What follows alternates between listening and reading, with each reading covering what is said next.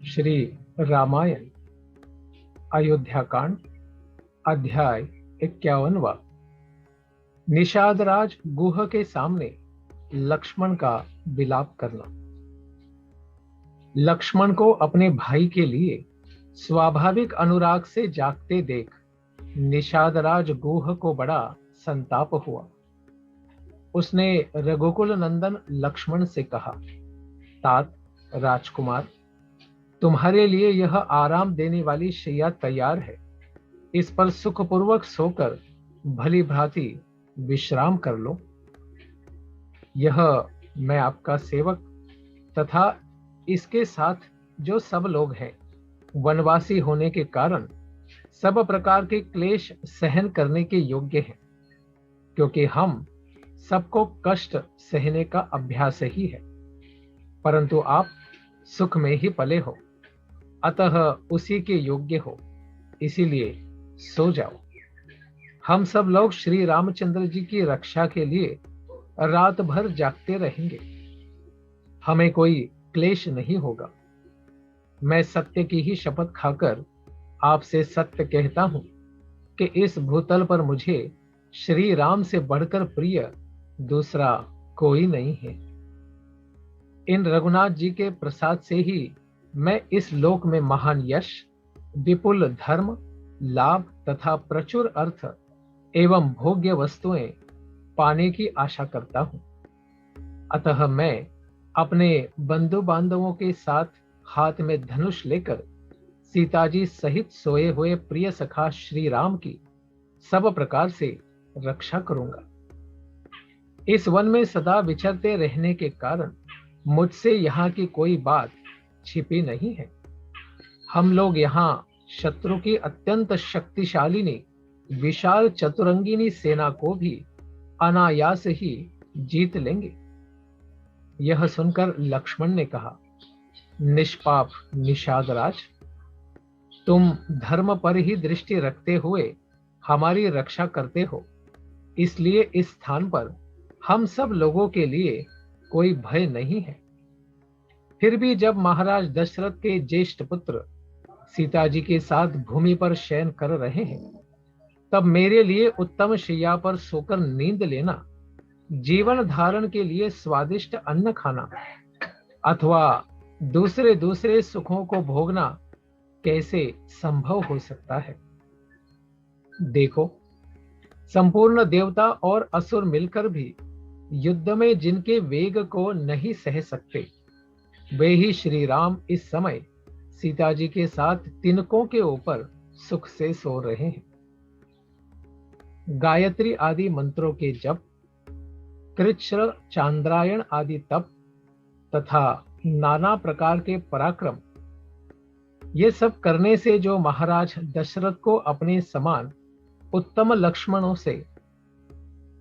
लक्षणों से युक्त ज्येष्ठ पुत्र के रूप में प्राप्त हुए हैं, उन्हीं इन श्री राम के वन में आ जाने से अब राजा दशरथ अधिक काल तक जीवन धारण नहीं कर सकेंगे।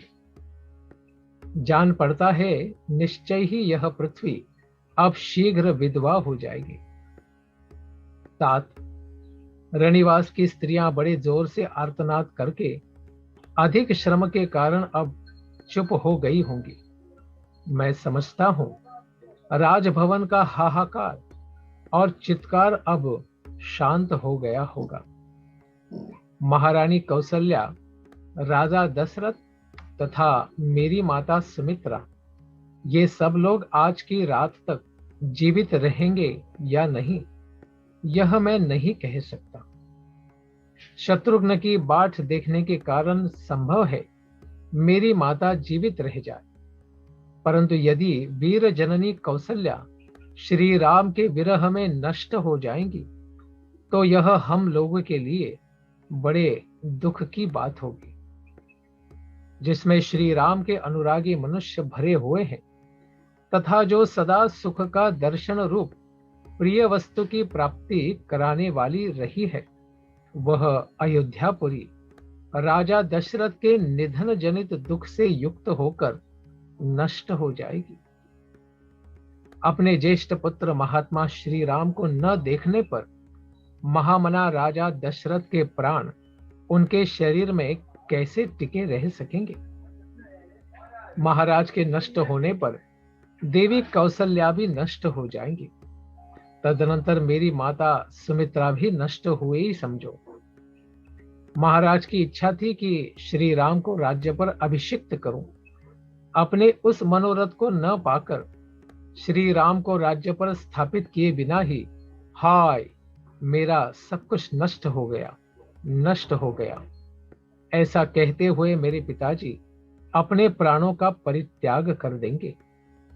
उनकी उस मृत्यु का समय उपस्थित होने पर जो लोग रहेंगे और मेरे मरे हुए पिता रघुकुल शिरोमणि दशरथ का सभी प्रेत कार्यों में संस्कार करेंगे, वे ही सफल मनोरथ और भाग्यशाली हैं। यदि पिताजी जीवित रहें तो रमणीय चबूतरों और चौराहों के सुंदर स्थानों से युक्त पृथक पृथक बने हुए विशाल राजमार्गों से अलंकृत धनिकों की अट्टालिकाओं और देव मंदिरों एवं राजभवनों से संपन्न श्रेष्ठ वारांगनाओं से सुशोभित रथों, घोड़ों और हाथियों के आवागमन से भरी हुई, विविध वाद्यों की ध्वनियों से निनादित, समस्त कल्याणकारी वस्तुओं से भरपूर, हृष्ट पुष्ट मनुष्यों से सेवित, पुष्प वाटिकाओं और उद्यानों से विभूषित तथा सामाजिक उत्सवों से सुशोभित हुई मेरे पिता की राजधानी अयोध्यापुरी में जो लोग विचरेंगे, वास्तव में वे ही सुखी हैं। क्या मेरे पिता महाराज दशरथ हम लोगों के लौटने तक जीवित रहेंगे? क्या वनवास से लौटकर उन उत्तम व्रतधारी महात्मा का हम फिर दर्शन कर सकेंगे? क्या वनवास की इस अवधि के समाप्त होने पर हम लोग सत्य प्रतिज्ञ श्री राम के साथ कुशल पूर्वक अयोध्यापुरी में प्रवेश कर सकेंगे? इस प्रकार दुख से आर्त होकर विलाप करते हुए महामना राजकुमार लक्ष्मण को वह सारी रात जागते ही बितानी पड़ी। प्रजा के हित में संलग्न रहने वाले राजकुमार लक्ष्मण जब बड़े भाई के प्रति सौहार्दवश उपर्युक्त रूप से यथार्थ बात कह रहे थे, उस समय उसे सुनकर निषादराज गुह दुख से पीड़ित हो उठा और व्यथा से व्याकुल हो ज्वर से आतुर हुए हाथी की ही भांति स्वयं आंसू बहाने लगा। इस प्रकार श्री वाल्मीकि जी निर्मित आर्ष रामायण आदि काव्य के अयोध्या कांड में 51वां सर्ग पूरा हुआ। धन्यवाद। हरे कृष्ण।